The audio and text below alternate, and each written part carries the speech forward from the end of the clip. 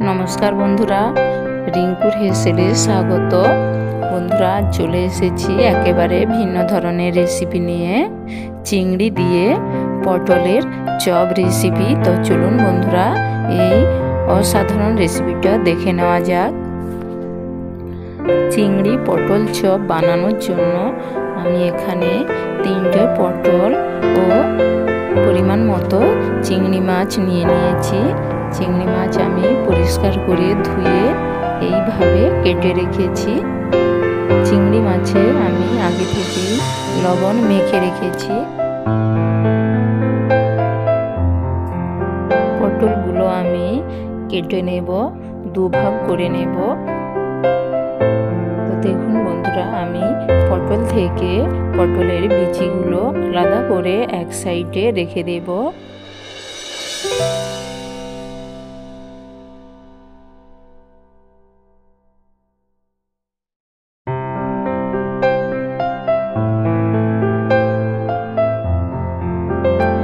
এইভাবে আমি সমস্ত পটলের বিচিগুলো পরিষ্কার করে নেব। পটলের এই ফেলে দেওয়া বিচিগুলো কাজে লেগে যাবে। আপনারা পুরো ভিডিওটা দেখতে থাকুন। এখানে আমি একটা আলু সেদ্ধ করে নিয়েছি, আমি খোসা রেখেছি। আপনারা খোসা পরিষ্কার করে দিতে পারেন, অসুবিধে নেই। আমি এখানে 3 চামচ বেসন নিয়ে নেব, সঙ্গে নিয়ে নেব সামান্য পরিমাণ বেকিং পাউডার, পরিমাণ মতো হলুদ গুঁড়ো, লঙ্কা গুঁড়ো ও লবণ নিয়ে নেব। সমস্ত উপকরণ দিয়ে আমি পরিমাণ মতো জল দিয়ে আমি ভালোভাবে বেসনটা মেখে নেব।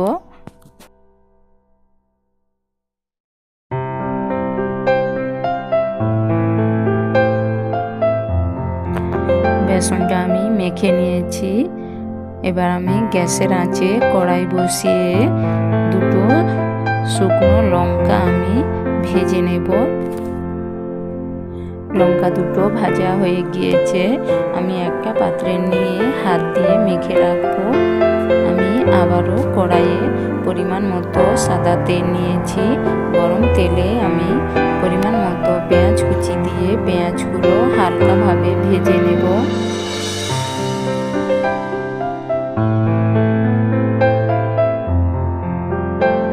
এবার আমি এর মধ্যে কেটে রাখা কাঁচা লঙ্কা কুচি, রসুন বাটা, পরিমাণ মতো আদা বাটা দিয়ে আমি আবারও হালকা নাড়াচাড়া করে এর মধ্যে থেকে যাওয়া পটলের বিচিগুলো আমি দিয়ে 1 মিনিটের মতো নাড়াচাড়া করে নেব।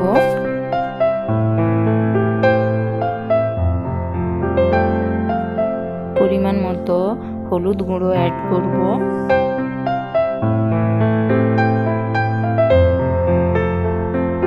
হালকা নাড়াচাড়া করে নিয়েছি।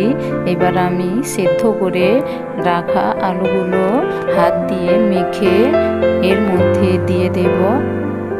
সঙ্গে ভেজে গুঁড়িয়ে রাখা শুকনো লঙ্কা গুঁড়ো দেব ও পরিমাণ মতো লবণ অ্যাড করব।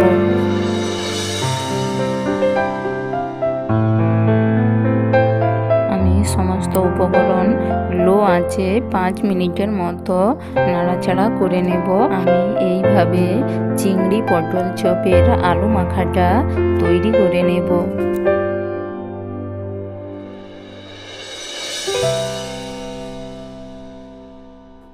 আলু মাখাটা হয়ে গিয়েছে, আমি একটা পাত্রে নামিয়ে রাখব।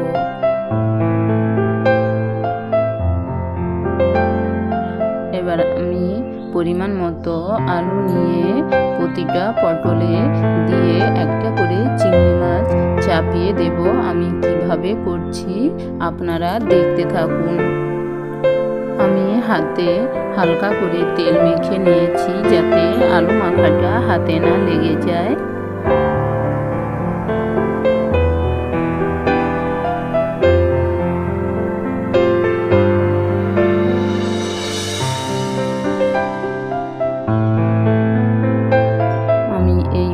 প্রতিটা পটলে করে আলু ভরে আলুর মধ্যে চিংড়ি মাছগুলো চেপে চেপে দেব।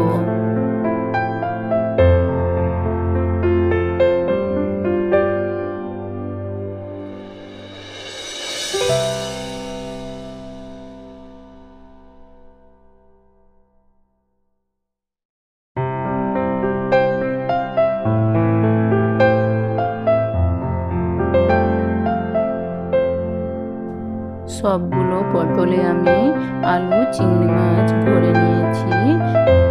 আমি গ্যাসের আঁচে আগে থেকে কড়াইয়ে তেল দিয়ে গরম করে রেখেছি। গুলে রাখা বেসনের মধ্যে একটা করে পটল চিংড়ি এইভাবে বেসনের মধ্যে ডুবিয়ে আমি তেলে ছেড়ে দেব।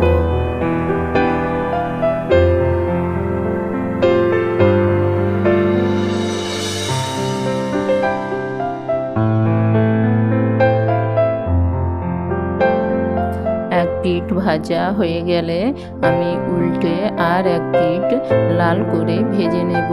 এইভাবে আমি সমস্ত চিংড়ি পটল চপ আমি এইভাবে ভেজে নেব।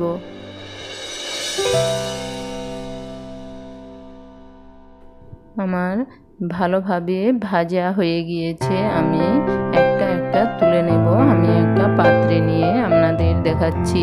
বন্ধুরা, আমার এই রেসিপিটা যদি আপনাদের ভালো লাগে তাহলে অবশ্যই একটা লাইক ও কমেন্ট এবং সাবস্ক্রাইব করে দেবেন। দেখুন বন্ধুরা, রেসিপিটা দেখতে কত সুন্দর হয়েছে এবং বন্ধুরা খেতেও দুর্দান্ত। বাড়িতে এইভাবে অবশ্যই আপনারা বানিয়ে খাবেন, দেখবেন খেতে খুবই সুস্বাদু এক রেসিপি। আমি একটা পটল চিংড়ি চপ ভেঙে আপনাদের দেখাবো কত মুচমুচে হয়েছে। বন্ধুরা, আজ তবে এতটাই। আবার দেখা হবে নতুন কোনো রেসিপি নিয়ে। ততক্ষণে আপনারা সবাই ভালো থাকুন, সুস্থ থাকুন এবং আমার সঙ্গে থাকুন।